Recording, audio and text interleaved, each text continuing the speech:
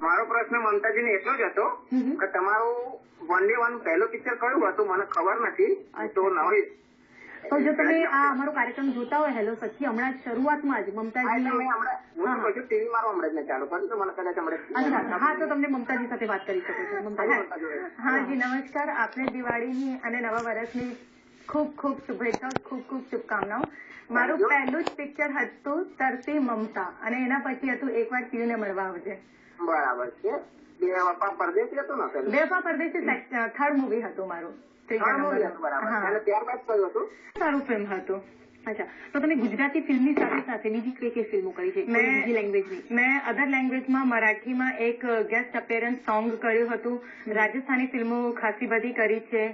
બસ આ બે લેંગ્વેજીસમાં કરી છે. અચ્છા મમતાજી તમે નોન ગુજરાતી છો રાઈટ? હા તો તમને આ ગુજરાતી શીખવું પડ્યું હતું કે તમે એમ જ બોલો છો? એની પાછળ એક ખરેખર એકદમ સાચો પોઈન્ટ હું તમને કહું છું. મારું પહેલું જ પિક્ચર હતું. જેમ કે શરૂઆત તો મારી હતી તરતી મમતાથી. એ વખતે હું કઈ મને ખબર જ નહોતી, કોઈ નોલેજ જ નહોતું કે ભાઈ એક્ટિંગ પણ એક પ્રોફેશન કહેવાય છે અને આમાં પણ આપણે આટલું આગળ વધી શકીએ છીએ, નામ અને દામ કમાવી શકીએ છીએ. એના પછી એલ્બમ કર્યા. એલ્બમમાં શું હોય છે કે ગાયક કલાકારો ગીત ગાઈ લેતા હોય ને અમારે લિપસિંગ આપવાની હોય છે. ત્યાં સુધી હું હિન્દીમાં જ વાતો કરતી હતી કારણ કે બચપનથી અમારું સર્કલ એ આખું હિન્દીમાં જ રહ્યું છે, વાતાવરણ આખું હિન્દી વાળું જ રહ્યું છે. પછી મેં ફિલ્મ કર્યું એકવાર પીયુને મળવા આવજે, જેનાથી મને ખૂબ જ આશાઓ હતી કે એ ફિલ્મ કર્યા પછી મારું ખૂબ જ નામ થશે. ઇવન થયું પણ છે. પણ એ ફિલ્મ દરમિયાન શું થયું હતું કે મને ગુજરાતી બોલતા જ નહોતું આવડતું. હું હિન્દીમાં જ વાતો કરતી હતી. તો ડાયરેક્ટર પ્રોડ્યુસર લોકોએ ડિસિઝન લીધું કે ગુજરાતી નથી બોલતા આવડતું તો હવે ડબિંગ આમની પાસે નથી કરાવવું કારણ કે એકદમ એ અલગ લાગશે એમની ભાષા. તો એમને ડબર પાસે એક ડબિંગ કરાવી હતી. એ ફિલ્મમાં મારું વોઇસ નથી. હા એ ફિલ્મમાં ડબર જોડે કરાવી. તો મને થોડોક અફસોસ થયો કે આજે કારણ કે એ વખતે હું લાઈવ શોઝ કરતી જ હતી. અમારા પબ્લિક વચ્ચે જઈ જઈને મને ખાસા બધા લાઈવ પ્રોગ્રામ કરેલા જ છે. તો મારી શાયરીઓ ફેમસ હતી. તો મારા જે ઓડિયન્સ છે મને મારી આવાજથી પણ ઓળખતા હતા. પણ ફિલ્મમાં મારું આવાજ ના રહે તો મને પણ નહોતું ગમતું. તો એ ફિલ્મમાં જયારે ડબર જોડે એ લોકોએ ડબિંગ કરાય એના પછી મને અફસોસ થયો કે અગર હવે હું ગુજરાતી નહીં શીખું તો આગળ મારું આ એક માઇનસ પોઈન્ટ થઈ જશે. તો એના પછી મેં ગુજરાતી બોલવાનું ચાલુ કર્યું છે. આવી રીતે જેમ કે મારી ફ્રેન્ડ હોય તો ગુજરાતીમાં વાતો કરી લીધી, કોઈ મળ્યું તો ગુજરાતી વાતો કરી લીધી, એવી રીતે. અચ્છા. તો ફિલ્મમાં જયારે ડાયલોગ્સ ડિલિવરી હોય છે તો તમે શૂટિંગ વખતે ડાયલોગ બોલો છો, એ જ ડાયલોગ તમારે ડબિંગ વખતે બોલવાનો છે. એના વિશે થોડીક માહિતી અમારા દર્શક મિત્રોને. એકચ્યુઅલી આ બાબતમાં મારી મેમોરી થોડીક શાર્પ છે. મને એવું નહીં કે ભાઈ 10 વખત વાંચ્યું તો મને યાદ રહે છે. 1-2 વખત વાંચી લીધું તો મને ડાયલોગ્સ યાદ રહી જાય છે. અને ડબિંગ કેવી રીતે થાય છે હું તમને આજે સમજાવી દઉં કે અત્યારે હું વાત કરું છું તો આ સાઉન્ડ ડાયરેક્ટ અમારા ઓડિયન્સ સુધી પહોંચે છે. પણ એમાં એવું નથી હોતું. અમે લોકોએ શૂટિંગ કર્યું પછી જયારે ડબિંગ થાય છે સ્ટુડિયોની અંદર તો સામે પિક્ચર ચાલતું હોય અને જે હું તમારા આમ હલતા હોય એ હિસાબથી અમારે ડાયલોગ્સ બોલવા પડે છે. હા એવું હોય છે. ઓકે. તમને કોઈ તમારી ફિલ્મનું જે હિન્દી ફિલ્મ મેં તમને કીધી એમાં કોઈ હિન્દી ફિલ્મ હોય કે ગુજરાતી ફિલ્મ હોય એનું કોઈ ફેવરેટ સોંગ તમારું? ફેવરેટ સોંગ ઘણા બધા છે. એક તો પ્રીત જન્મો જન્મની ભૂલાશે નહીં એનું ટાઇટલ સોંગ મને ખૂબ જ પસંદ છે. પ્રેમી ઝૂક્યા નથી ને ઝૂકશે નહીં. અને સૌથી વધારે પસંદ મને હવે જે હાલમાં છે મા બાપના આશીર્વાદના તમામ ગીતો. ઠાકોરોને કાનમાં ઝોલા, ઠાકોરોને ડોકમાં ડોરા, એ મને ખૂબ જ ગીત ગમે છે. અચ્છા મમતાજી આપણી સાથે નેક્સ્ટ કોલર છે મફાભાઈ બનાસકાંઠા. મફાભાઈ નમસ્કાર. આપનો પ્રશ્ન જણાવશો? મફાભાઈ નમસ્કાર. હા હા આપનો પ્રશ્ન મફાભાઈ. હા આપનો પ્રશ્ન. હા મારે એ જાણવું છે કે મમતાજી ઘણા બધા ફિલ્મોમાં કામ કર્યું બરાબર, ઘણી બધી આગળ કરવામાં ઘણી બધી આગળ આવવામાં મહેનત કરવી પડે છે. તો જીવનમાં એમને ક્યારેય કડવો અનુભવ થયો હોય એવો જરા જાણવું હતું કે ઘણા બધા અનુભવ થયા હોય પણ કડવા અનુભવ કોઈ તો થયા હોય એટલે કડવો અનુભવ ક્યારે અમને થયો હતો ને કઈ રીતે થયો? અચ્છા એકદમ સાચી વાત છે. પણ આ મારી સાથે નહીં, કોઈ પણ સ્ત્રી હોય સમાજની, એવું નહીં કે અમારી ફિલ્મ ઇન્ડસ્ટ્રીમાં એન્ટર થાય તો જ એના વિશે કઈ ઊંધી સીધી વાતો થતી હોય, એવું નથી. કોઈ પણ સ્ત્રી મહિલા, કારણ કે અત્યારે લોકોની મેન્ટેલિટી ખબર નહીં કેવી થઈ ગઈ છે કે કોઈ લેડીઝ કામ કરે છે એટલે સૌથી પહેલા તો એના ચરિત્ર ઉપર જ એ લોકો ઉંગળી ઉઠાડે છે, આવું બધું. અને પ્લસ તો થોડી ઘણી પ્રોબ્લેમ્સ તો આવતી જ રહે છે. અમારે ઘણા બધા લોકોના સાંભળવું પડે છે કે ભાઈ કદાચ આમ ને તેમ એવું બધું, એટલે થોડા ઘણા કડવા અનુભવ છે. પણ ફાઇનલી એકદમ સારી અને વ્યવસ્થિત જિંદગી મને મળી છે, ભગવાને મને આપી છે અને હું ઈશ્વર જોડે એ જ પ્રાર્થના કરું છું કે તમામ મારી બહેનોને મહિલાઓને આવી જ જિંદગી મળે.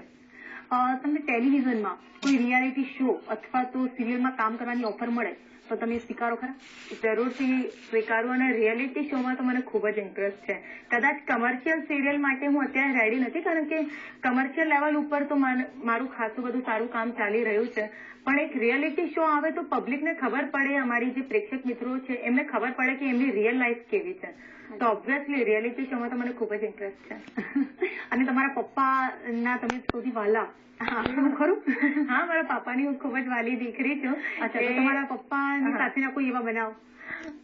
એકચ્યુઅલી અમે લોકો બચપનથી એકદમ ઓપન લાઈફ નથી રહી. એટલે પાપા પ્રેમ કરે છે, મનથી પ્રેમ કરે છે, અમે પ્રેમ કરીએ છીએ, અમે મનથી પ્રેમ કરીએ છીએ. એક સાધારણ આમ લોકોની જે જિંદગી હોય છે એવી જ અમારી પણ રહી છે. અને તમને અત્યારે જે વિક્રમ ઠાકોર સિવાય બીજી ઘણી બધી ફિલ્મો તમે કરી, એમાં વિક્રમ ઠાકોર સિવાયની કોઈ ફિલ્મો? હા, વિક્રમજી સિવાયની મેં એક ફિલ્મ કરી હતી. સૌથી પહેલા હાલ ભેરું અમેરિકા. એમાં નરેશ કનોડિયા હતા, હિતુ કનોડિયા હતા, મારી પેરમાં નિશાંત પંડ્યા હતા. એ ફિલ્મ સારી હતી. એના પછી મેં કરી હતી કાંતાડી શાંતાડી.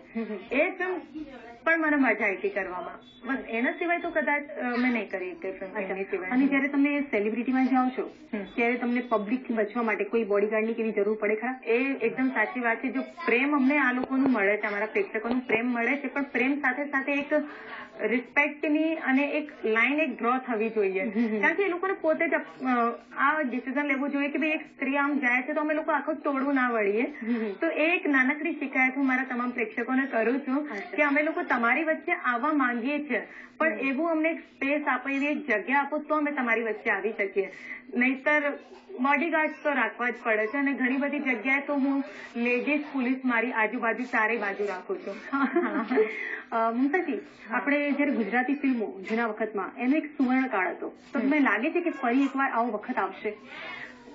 એ એકચ્યુઅલી એ ગોલ્ડન પીરિયડ જે તમે કહો છો, એ વખતે શું હતું કે ભાઈ શરૂઆત હતી, એટલા બધા સબ્જેક્ટ લોકો પાસે હતા, ઐતિહાસિક, ધાર્મિક, કમર્શિયલ. પણ હવે શું છે, બધું ખતમ થઈ ગયું છે. ઇવન તમે બોલિવૂડમાં જુઓ, પહેલાના જે પીરિયડ હતા, ગીતોનું હતું કે ફિલ્મોનું હતું, બધું જ ચાલતું હતું. પણ હવે શું છે, તમે કંઈક એક્સ્ટ્રા ઓર્ડિનરી પબ્લિક સામે આપો તો જ એ લોકો સ્વીકારે છે. તો સેમ વસ્તુ અમારા ગુજરાતી ઇન્ડસ્ટ્રીમાં પણ રહી છે કે પહેલા સબ્જેક્ટ વિષય એટલા બધા હતા કે અમે લોકો જે આપતા હતા બધું નવું લાગતું હતું ને બધું અપનાવતા હતા. પણ અત્યારે શું છે કે એક્સ્ટ્રા ઓર્ડિનરી વસ્તુ અમે આપીશું તો જ પબ્લિક અપનાવશે.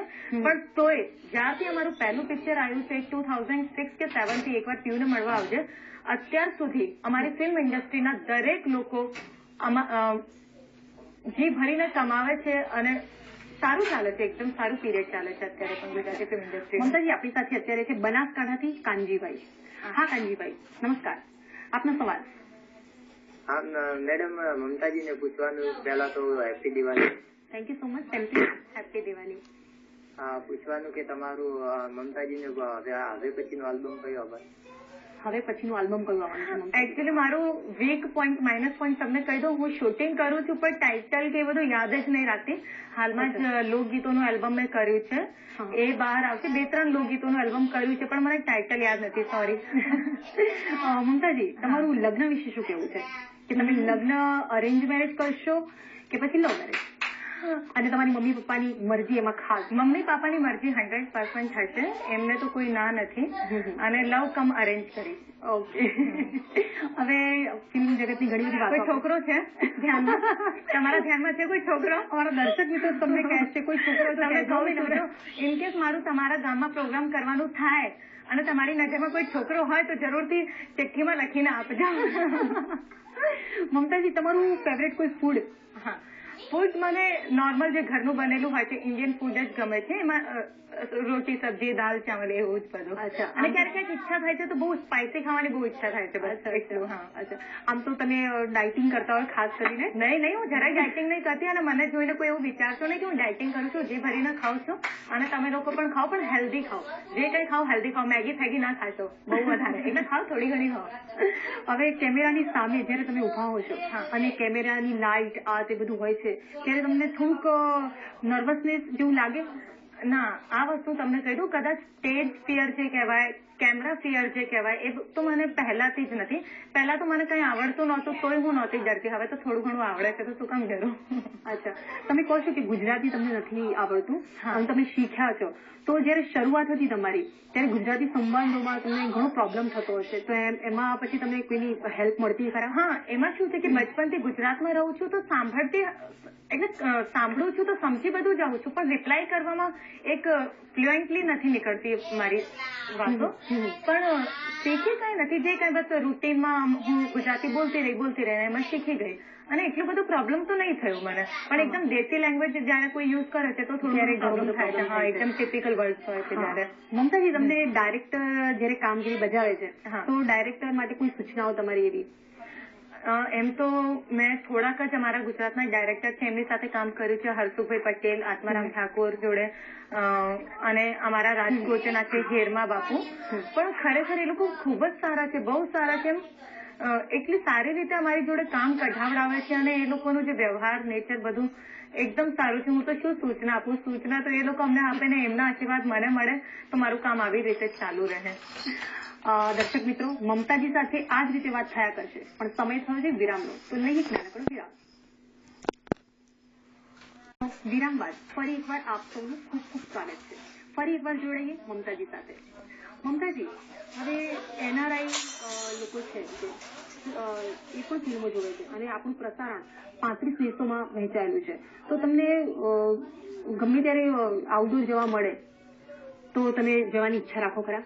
ઓબ્વિયસલી, ઇવન મને તો ખાસા બધા ઓફર આવે છે ફોરેનથી, લાઈવ શોઝ માટે સ્પેશિયલ આવે છે. તમે તો કદાચ શૂટિંગ વિશે પૂછો છો કે ભાઈ આઉટ ઓફ ઇન્ડિયા મને શૂટિંગ કરવાનો મોકો મળે તો ઓબ્વિયસલી હું કરીશ. પણ હાલમાં મને ઘણા બધા ઓફર્સ આવે છે લાઈવ શો માટે, કારણ કે મારી શાયરીઓની ક્લિપ્સ ખૂબ જ ફેમસ છે યુટ્યુબ ઉપર, નેટ ઉપર, અને હું શાયરીઝના આલ્બમ તો અમારા પ્રેક્ષકો માટે કરતી જ રહું છું, તો ઓબ્વિયસલી હું કરીશ. અચ્છા, મમતાજી, આપણી સાથે નેક્સ્ટ કોલર છે દિનેશભાઈ પરમાર, સાબરકાંઠા. હા દિનેશભાઈ, નમસ્કાર. આપનો સવાલ. નમસ્કાર મેડમ. નમસ્કાર. હા દિનેશભાઈ, આપનો સવાલ. હા, મારો સવાલ એ છે કે એક સ્ત્રી સન્માન સમાજમાં નીચું જાય છે તમારા રોજથી, તો તમારું ઓપિનિયન શું છે એ મતલબમાં? અચ્છા, ફરી એકવાર તમે સવાલ સમજાવશો પ્લીઝ?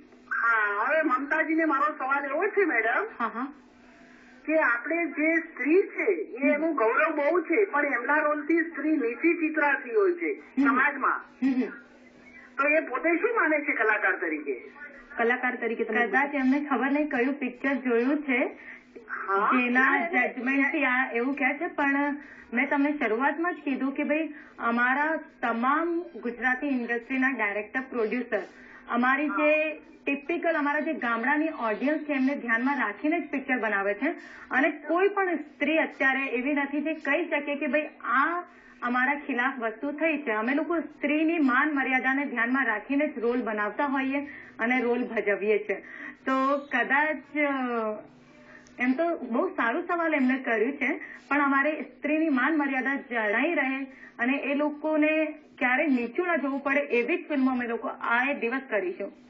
અચ્છા, અને મમતાજી, તમને ગમે ત્યારે ભવિષ્યમાં ચાન્સ મળે કે તમે ફિલ્મ પ્રોડ્યુસ કરી શકો તો પુરુષ સમોડી થઈ અને તમે આ કરી શકશો ખરા? એક કામ કરો, સૌથી પહેલા તો તમે પ્રાર્થના કરો, કાલે દિવાળી છે લક્ષ્મીજીને, અને તમામ પ્રેક્ષક મિત્રો તમે પણ મારા માટે પ્રાર્થના કરો કાલે લક્ષ્મીજીને કે ખૂબ જ ઢેર સારી લક્ષ્મી મારા ઘરમાં આવે, એટલે હું કોઈ પ્રોજેક્ટ પ્રોડ્યુસ કરું. કારણ કે તમે ક્વેશ્ચન ખૂબ જ સારું કર્યું છે, તો ઢેર સારી લક્ષ્મી આવી જાય એના પછી થોડી ઘણી કલા તો છે, પ્રોડ્યુસ પણ કરીશું, ડાયરેક્શન પણ કરીશું, બધું કરીશું. તમારી કોઈ હિટ ફિલ્મ ના વિશે થોડાક ડાયલોગ્સ કેવું કઈ? હું ક્યારની રાહ જોતી હતી તમે ક્યારે મને કહો કે ભાઈ ડાયલોગ બોલો. હાલમાં અમારું ફિલ્મ તમામ થિયેટર્સમાં ચાલી રહ્યું છે મા બાપના આશીર્વાદ. મારી જેઠાણીનું વટ જોયું હતું, એ વટ હતું, અરે જિંદગી ઝંડે ફિર ભી ઘમંડ. શેનું ઘમંડ હતું એને? તો મેં એને કહી દીધું કે આજ પછી જો બાને આ ઘરમાં પૂજા કરતા અટકાવ્યા છે કે કોઈ પણ હેરાનગતિ કરી છે તો તારું આ હાથ તારા ખભે નહીં જમીન ઉપર લટકતું હશે. તોય માની નહીં, ટણી દેખાડતી હતી મને, તો મને જ કહી દીધું આજ પછી મારું નામ અહીંયા લખી રાખજે. મમતા વિક્રમજી ઠાકોર અને એક ડાયલોગ મને ખૂબ જ પસંદ છે જે હું દરેક લાઈવ શોમાં કહું છું. જયારે બેવફા પરદેશીમાં સંજોગોના કારણે મારા બીજે લગ્ન થઈ જાય છે. વિક્રમ ઠાકોર જોડે એક લવશીપ હતી, એક પ્રેમ હતું અમારા લોકોનું, પણ કોઈ કારણથી મારા લગ્ન બીજે થઈ જાય છે તો એ મારા સસુરાલમાં આવી જાય છે. હવે શું કામ આવે છે, શું વિચારીને આવે છે મને ખબર નહીં, પણ એટલી બધી કોશિશો કરે છે મારા પતિને મારવાની, અને છેલ્લે બંદૂકો પાડે છે. ને એટલે જ કહું છું, વિક્રમ તું ચાલ્યો જા અહીંથી. આજે તારી સામે તારી પ્રેમિકા નહીં પણ અમરની પત્ની ઉભી છે, અને એક પત્ની જયારે પોતાના પતિને બચાવવા જીતે ચડે છે ને ત્યારે યમરાજે પણ ખાલી હાથે પાછું ફરવું પડે છે. ખૂબ જ સરસ. તમને હવે હિન્દી ફિલ્મમાં કામ કરવાની તક મળે તો તમે કરો ખરા? ઓબ્વિયસલી આટલી સારી ઓફર અગર કોઈને મળતી હોય તો શું કામ અમે ના પાડીએ, પણ મારી ઈચ્છા છે હવે હિન્દી સિરિયલમાં ટ્રાય કરવાની. ખૂબ જ સરસ. તમે જશો, તમારા દર્શક મિત્રો તમને જરૂરથી જોશે. બસ જરૂરથી જોજો. હું કોઈ પણ હિન્દી પ્રોજેક્ટ કરું, કોઈ પણ હિન્દી નેશનલ ચેનલ ઉપર આવું તો એ સિરિયલ એવું લાગવું જોઈએ કે ભાઈ ગુજરાતથી સૌથી વધારે ઓડિયન્સ મળી રહ્યું છે, તો જ હું માનીશ કે મારા પ્રેક્ષકોએ મને સ્વીકાર્યું છે અને મને પ્રેમ આપે છે. તમે કીધું હમણાં થોડી વાર પહેલા જ કે તમે ઘણી તેલુગુ ફિલ્મ કરી, કઈ ફિલ્મ કરી છે? ગુજરાતી પણ કરી છે અને નોન ગુજરાતી પણ કરી છે, તો બંને વચ્ચે તમને ફર્ક અમને જણાવો. ફર્ક એ સારું ક્યાં લાગ્યું વધારે? સૌથી સારું તો જો કોઈ ડાઉટ જ નથી કે ગુજરાતમાં સૌથી વધારે મજા આવે છે. એવું નહીં કે ફિલ્મ ઇન્ડસ્ટ્રી માટે મારું કામ એક પ્રોફેશનલ લાઈફ નહીં, હું મારી પર્સનલ લાઈફ પણ અહીંયા ગુજરાતમાં જ એન્જોય કરું છું. અહીંયા જે અમને ફ્રીડમ મળે છે, જે ફેસિલિટીઝ મળે છે એ બહુ જ સારું છે. અહીંયાના લોકો એટલા સારા છે, એટલે પ્રોફેશનલ લાઈફ તો હું એન્જોય કરું છું અહીંયા ગુજરાતમાં, એની સાથે સાથે પર્સનલ લાઈફ પણ ખૂબ જ એન્જોય કરું છું. અને અધર લેંગ્વેજમાં કામ કર્યું છે, ખૂબ જ મજા આવી હતી, પણ એક લિમિટેડ પીરિયડ માટે હતું. તો બધું અમે લોકો કેમિસ્ટ્રી અમારી લોકોને એટલી જોડી ના શક્યા અને એટલું ઘુલી મિલી ના શક્યા અમે લોકો, પણ બાકી ગુજરાત બેસ્ટ. અને બીજું કે તમારી જે ગુજરાતી, આપણી ગુજરાતી છે અને નોન ગુજરાતી છે, તો બંનેમાં પ્રોડક્શન જોવા જઈએ આપણે તો તમને અહીંયા વધારે અહીંયા મજા આવે છે ગુજરાતમાં કે નોન ગુજરાતી ફિલ્મ કરીએ? રિજનલ પ્રોજેક્ટ જોવા જઈએ તો સાઉથના ટેકનિકલી ખૂબ જ સ્ટ્રોંગ હોય છે પ્રોજેક્ટ.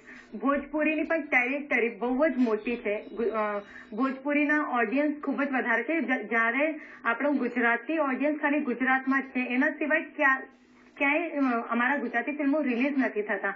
તો બજેટ ઓછું હોય છે, એનું રિકવરી પણ ઓછું હોય છે, પણ જે મળે છે એટલામાં ખુશ છું હું. અચ્છા, તો તમારા અત્યાર સુધી તમે જે ફિલ્મ કરી એમાં સૌથી પહેલી ફિલ્મ જે તમે કરી એમાં ડિરેક્ટર કોણ હતા? અને કાંતિ દવે હતા. સૌથી પહેલી ફિલ્મ મારી હતી તરસી મમતા, એમાં પ્રોડ્યુસર અને ડાયરેક્ટર બંને કાંતિ દવે હતા, જે અત્યારે. અચ્છા, મારું માનવું છે કે જયારે તમે ફિલ્મ કરો છો તો આજુબાજુ જે લોકો હોય છે એનો સપોર્ટ બહુ જ જરૂરી છે. જયારે તમે ફર્સ્ટ ફિલ્મ કરતા હતા ત્યારે તમને થોડુંક એવું લાગતું હશે કે ખબર નહીં, આ પહેલી ફિલ્મ કરવા જઈ રહી છું તો લોકોનો સપોર્ટ મને સારો મળશે કે કેમ, તો તમને એના વિશે શું કહેવું છે? એકચ્યુઅલી એ વખતે મેં એટલું વિચાર્યું નહોતું અને કામ મળ્યું હતું, પણ મને એવું લાગતું હતું કે ભાઈ હું આ લાયક નથી, હું આ ડિઝર્વ નથી કરતી. પણ એ વખતે એ કાંતિ દવે ખરેખર એકદમ અનએક્સપેક્ટેબલ વસ્તુ મને કીધી હતી. એમ કીધું હતું કે ભાઈ તારી આંખ જોઈને હું કહું છું કે તું આ લાઈનમાં ખૂબ જ નામ કમાવીશ. અને મને મારું કોઈ વર્ક એક્સપિરિયન્સ નહોતું અને કોઈ એટલે તોય એમને મને સિલેક્ટ કરી, એ મારા માટે એક આશીર્વાદ જ હતું એમનું.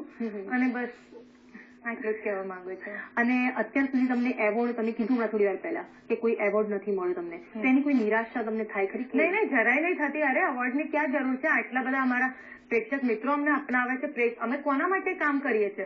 પ્રેક્ષકો માટે. કોઈ બે ચાર લોકોને મક્ખન લગાવવા માટે કામ નથી કરતા અમે લોકો. તો અવોર્ડ મળ્યું છે તોય કંટાળીને એ લોકો કે ભાઈ હા, કંટાળીને તો નહીં, પણ એ લોકોને ફીલ થયું કે ભાઈ અમે લોકો કોને અવોર્ડ આપી રહ્યા છે, જેમનું કોઈ પબ્લિક નથી ઓળખતી, એ લોકોને એ લોકો અવોર્ડ આપી રહ્યા હતા. પછી ફાઇનલી એ લોકોએ અવોર્ડ આપ્યું છે બેસ્ટ પોપ્યુલર એક્ટ્રેસનું. અને તમારી દ્રષ્ટિએ સાચો એવોર્ડ કયો છે? જો સાચો એવોર્ડ તો જે અમને પ્રેમ અને સાથ અને સહકાર અમારા ઓડિયન્સનું મળી રહ્યું છે, અને એના કરતા વધારે એક પ્રોડ્યુસર જયારે ફિલ્મ બનાવે છે આટલા બધા રૂપિયા નાખીને, જ્યાં સુધી એને પૈસા રિકવર ના થાય ત્યાં સુધી અમારે અવોર્ડ લઈને શું કરવું? પ્રોડ્યુસરને એમના પૈસા તો મળવા જોઈએ. હું અવોર્ડ લઈ લઈને ઘરમાં બેઠી રહું એનું કોઈ મતલબ જ નહીં. અમે જે પ્રોડ્યુસરનું કામ કરીએ છીએ એ લોકોને પૈસા મળે છે પાછા, બસ એ જ કદાચ અમારી માટે સાચો અવોર્ડ ને રિવોર્ડ છે. મમતાજી, જયારે તમે કીધું કે તમે આ ફિલ્ડમાં જયારે શરૂઆત તમારી થઈ ત્યારે સૌથી પહેલું તમારું મોટું બેનર ક્યાંક રિક્ષા પાછળ લાગ્યું હશે કે ક્યાંક રસ્તા પર લાગ્યું હશે, ત્યારે તમને કેવું ફીલ થયું? ખરેખર એ વખતે તો મને એવું લાગતું હતું કે એટલે મારી કદાચ તરક્કી અમારા લોકોની તરક્કી જ આ છે કે લોકો પોતાના પર્સમાં અમારા ફોટા રાખે છે, રિક્ષામાં અમારા ફોટા લગાડે છે, ઘણી બધી જગ્યાએ. તો આ તો અમારી સક્સેસ કહેવાય, અમારું સફળતા કહેવાય અમારી માટે. અને તમે બીજું કે જ્યોતિષ અથવા કોઈ અન્ય બાબતોમાં માનો ખરા? હા, હું થોડું ઘણું માનું છું. અચ્છા, જ્યોતિષમાં એટલે શું કે તમે રોજ ન્યૂઝપેપરમાં? નહીં, એવું બધું નહીં, પણ કોઈ પણ મોટું ડિસિઝન મારું લાઈફનું લેવું હોય તો એવું વિચારું છું એક વખત જ્યોતિષ જોડે કન્સલ્ટ કરી લઉં તો સારું. બાકી અત્યાર સુધી કોઈ મારું એવું છે નહીં, પર્સનલી કોઈ કોન્ટેક્ટમાં છે નહીં, પણ કોઈ કોન્ટેક્ટમાં સારો હોય તો કહેજો મને. અને કોઈ જ્યોતિષ અત્યારે સાંભળતો હોય તો પ્લીઝ મને કોન્ટેક્ટ કરજો. અને સૌથી પહેલા ખાલી આટલું જ કહેજો કે લગ્ન ક્યારે થાય છે. અમારા દર્શક મિત્રોને એ જાણવાની ખૂબ મજા કરું છું. પહેલા ક્લિયર કરી દઉં, કોઈ લગ્નની ઉતાવળ નહીં, મારે કામ કરવું છે હજુ ઇન્ડસ્ટ્રીમાં. તમે લગ્ન કરીને જતા રહેશો તો પછી ફિલ્મોમાં કોઈ એવું તમને મળે પાત્ર કે આ જે NRI છે, સારો વ્યક્તિ છે, પણ જો તમને એવું કે ફિલ્મમાં કામ નહીં કરવાનું તો તમે શું કરો? ના, આ કન્ડિશન તો પહેલા જ મૂકીશ કે ભાઈ કામ તો મારું આ જીવન ચાલુ રહેશે. અત્યારે હિરોઈન નું રોલ કરું છું, કાલે માનું રોલ કરીશ, પણ કામ ચાલુ રાખીશ. એટલે કામ ચાલુ રાખું છું. બાકી તો થોડું ઘણું તો એડજસ્ટમેન્ટ થશે. એવું નહીં કે ભાઈ હું એકદમ અકડીને બેઠી જ રહીશ કે નહીં મારે આ કરવું છે.